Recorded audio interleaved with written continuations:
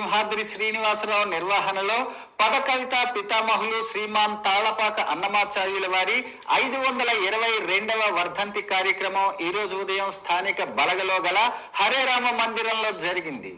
ఉదయం 7:30 గణపతి పూజ మరియు ప్రత్యక్ష దైవం శ్రీ వెంకటేశ్వర స్వామిపై 32,000 కీర్తనలు రచించి గానం చేసిన మహానుభావుడు శ్రీ తాళ్లపాక అన్నమాచార్యుల వారి అష్టోత్తర శతనామ పూజ ఆలయ ప్రధాన అర్చకుల చేతుల మీదుగా జరిగింది.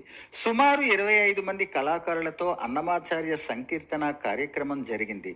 ఈ కార్యక్రమానికి ముఖ్య అతిథులుగా విశాఖపట్నానికి చెందిన దయా హాస్పిటల్స్ ఫౌండర్ డైరెక్టర్ శ్రీమతి పద్మజ, అతిథులుగా స్టేట్ ఉమెన్స్ ప్రొటెక్షన్ సెల్ అధ్యక్షురాలు మణి శర్మ, ప్రముఖ గాయకులు భారతీ రమేష్, సంతోష్ బ్రహ్మ, రాంబాబు గురుస్వామి పాల్గొని కళాకారులకు దుస్సాలువలతో మెమెంటోలతో సత్కరించారు. అనంతరం ముఖ్య అతిథులను కార్యక్రమ నిర్వాహకులు సింహాద్రి శ్రీనివాస్ మరియు గ్రూప్ సభ్యులు సత్కరించారు. ఈ కార్యక్రమంలో గాయకులు మండా విజయ్ కుమార్, దుర్గాప్రసాద్ పండా, చౌదరి శ్రీనివాసరావు, ఠాగూర్ దాస్, మార్గదర్శి శ్రీనివాస్ మరియు ఆలయ కమిటీ సభ్యులు, బలగపుర ప్రజలు పెద్ద ఎత్తున పాల్గొన్నారు.